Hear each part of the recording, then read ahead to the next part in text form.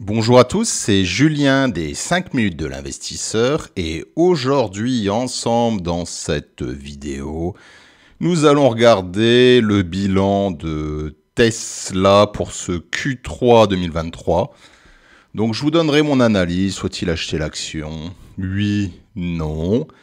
Et ce qu'on peut voir après ce bilan, c'est que les temps durs arrivent pour Tesla.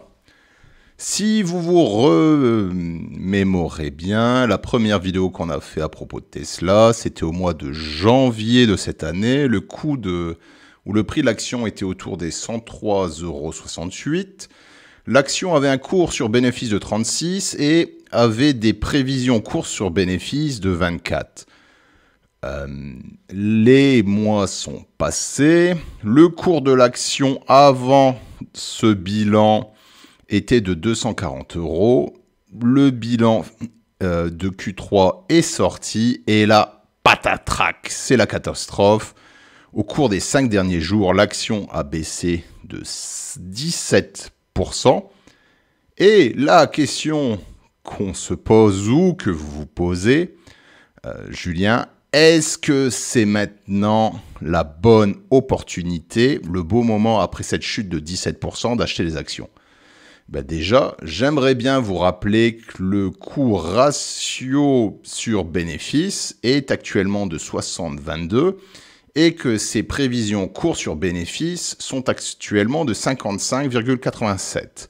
Ce qui est très élevé, vu qu'à chaque fois, je vous dis, voilà, un coût ratio sur bénéfice intéressant se situe autour des 20 et pareil pour les prévisions cours sur bénéfice. Donc, on sait que Tesla est ou était une action à forte croissance, donc il était acceptable d'avoir un ratio cours sur bénéfice un peu plus haut. Vous investissez dans le futur, vous pouvez acheter une action avec un cours ratio sur bénéfice plus haut. Mais qu'en est-il actuellement? Donc voilà, ici je vous présente le bilan financier de Tesla pour ce Q3 2023 et on peut voir c'est une catastrophe. Hein. Le secteur de l'automobile a eu une croissance de 5% entre le Q3 2022 et le Q3 2023. Donc voilà, on parle d'une entreprise qui avait une croissance autour des 20, 30, 40% dans ce secteur-là. On voit que le secteur de l'énergie a une croissance de 40% et celui des services de 32%. Vous vous rendez compte, c'était mon analyse lors d'une de mes dernières vidéos. Je disais que Tesla sera de plus en plus, vu son nom, un fournisseur d'énergie et Tesla s'orientera de plus en plus dans le domaine des services, ce qui est vrai.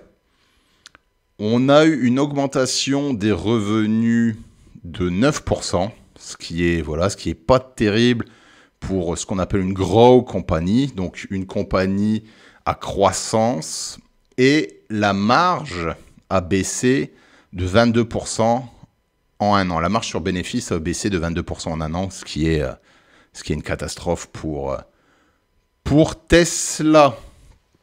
Donc, qu'en est-il? Ici, je vous ai mis un petit résumé. Donc voilà, vous voyez, baisse de moins 22% de marge. On a eu une augmentation des coûts de l'entreprise, plus 20% en un an. Ce qui est intéressant aussi, c'est que de voir la partie recherche et développement, Tesla a augmenté ses dépenses dans le domaine de la recherche et développement de 58%. On voit aussi que la partie leasing, donc location de voitures, baisse et que les coûts ont augmenté, le prix de l'énergie a augmenté. Et ce qu'il faut aussi savoir, pourquoi tout ça? Déjà, la guerre en Ukraine, le coût des matériaux est plus important, le coût de l'énergie est plus important aussi, et vous avez de moins en moins d'achats dans le domaine de l'automobile, parce que voilà, le crédit à la consommation pour acheter une voiture, aux États-Unis est passé de 4% à peu près 8%, ce qui est énorme. Donc vous comprenez bien que les ménages américains ne sont pas prêts à acheter des voitures en 2023 avec un crédit à la consommation à 8%. Qu'en est-il maintenant concernant les bases de l'entreprise ? Donc premièrement, Elon Musk a peur que, dû à la récession, l'année 2024 soit à peu près comme l'année 2009. Donc en 2009, on a eu ce qu'on appelle The Great Recession. On a une énorme crise économique. Ici, je vous ai mis les résultats de Toyota. Vous voyez que dans les années 2009, ils sont devenus négatifs. Donc voilà, c'est quelque chose qui fait peur à Elon Musk. Concernant le nombre de production de véhicules par an, vous voyez, il augmente de façon constante. On est actuellement à 1,7 million de véhicules délivrés. Donc vous voyez qu'on a fait x3 par rapport à 2020. Mais ce qui nous plombe les résultats, c'est la marge opérationnelle. Tesla a baissé le prix de ses véhicules, a fait des coupes dans les prix. Et voilà, ceci a entraîné une baisse de la marge. Donc ici, je vous ai mis un petit graphe. Donc actuellement, les entreprises du S&P 500, en moyenne, elles ont une marge qui se situe autour des 15%. Tesla, vous voyez, je vous en parlais, l'année passée, on avait une marge qui se situait autour des 18-20%. Tesla a cassé sa marge opérationnelle. Elle est maintenant autour des 11%. On se situe bien loin de ce qui est fait dans le domaine de l'automobile. La marge dans le domaine de l'automobile est autour des 8%. Et voilà pourquoi le cours de l'action a baissé. On voit aussi que la croissance de l'entreprise a diminué. Elle a diminué. On voit que voilà, elle se situait. On a eu une croissance autour des 50%. On a eu une croissance autour des 60% en 2021, en 2022. Maintenant, on voit qu'on baisse. On est autour des 30%, ce qui est toujours mieux que les autres entreprises dans le domaine de l'automobile, que les autres fournisseurs auto. Les fournisseurs auto ont actuellement une croissance autour des 10%.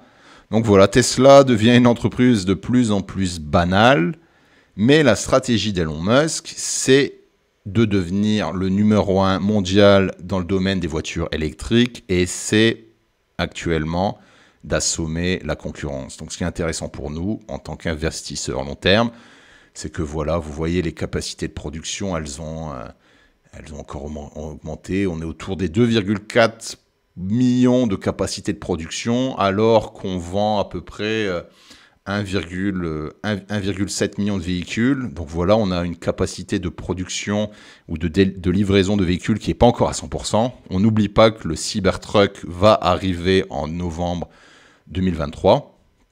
Et aussi que Tesla est en train de faire une nouvelle usine au Mexique qui va encore augmenter ses capacités de production. Et on n'oublie pas, voilà, je vous avais présenté dans d'autres vidéos, le taxi autonome qui va arriver. Tesla est de plus en plus une entreprise dans le domaine de l'énergie. L'intelligence artificielle avec le Tesla Robot qui va arriver aussi dans quelques années. Donc, votre perspective à long terme sur Tesla n'a pas changé. Ce qui est intéressant de voir les prochaines semaines, les prochains mois, c'est le prix de fixation de l'action. On se situe autour des 217 $. Actuellement, il faut voir à quel prix l'action va se fixer.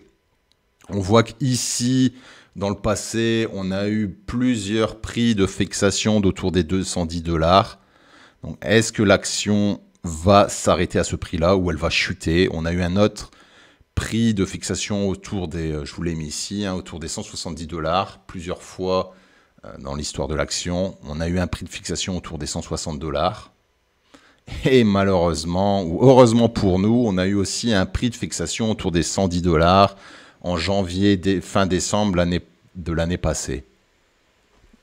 Voilà, en tant qu'investisseur, moi je vous conseille, c'est d'attendre ce point de fixation avant d'acheter des actions, parce qu'on ne sait pas jusqu'où va baisser l'action les prochains mois. Est-ce qu'on aura le même scénario que novembre, décembre, janvier 2023, ou on aura le scénario de mai? Je ne sais pas, je ne suis pas Mardam Yarma, je ne peux pas voir dans une boule de cristal.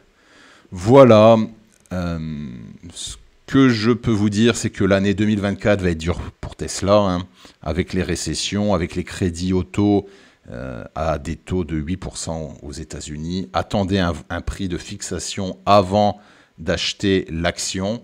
Vous aurez probablement la possibilité d'avoir un point d'entrée intéressant si votre stratégie à long terme, c'est de garder cette action pour des années et de ne pas la vendre les prochains mois, les prochaines années. Voilà, si votre perspective à long terme, c'est d'avoir cette action jusqu'en 2030, attendez un point de fixation avant d'acheter l'action.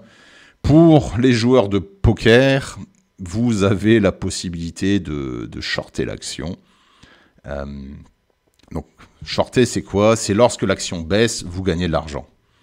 Voilà, ça peut être une stratégie intéressante sur les prochains mois, les prochaines semaines, pour ceux qui veulent un pari risqué comme le loto, comme le tiercé. On ne sait pas si l'action aura un prix de fixation autour de 160, autour de 110. Donc à voir. Voilà, c'était Julien des 5 minutes de l'investisseur. N'oubliez pas qu'une action doit avoir un poids maximum de 10% de votre portefeuille pour limiter les risques. Je fais cette vidéo à titre de divertissement uniquement. Ce ne sont pas des conseils pour investir. Et avant d'acheter une action ou avant d'investir dans n'importe quelle entreprise, faites votre propre analyse. Vous avez toujours un risque de perte totale de votre capital investi en bourse. Merci d'avoir regardé cette vidéo jusqu'au bout et je vous dis à très bientôt. Ciao!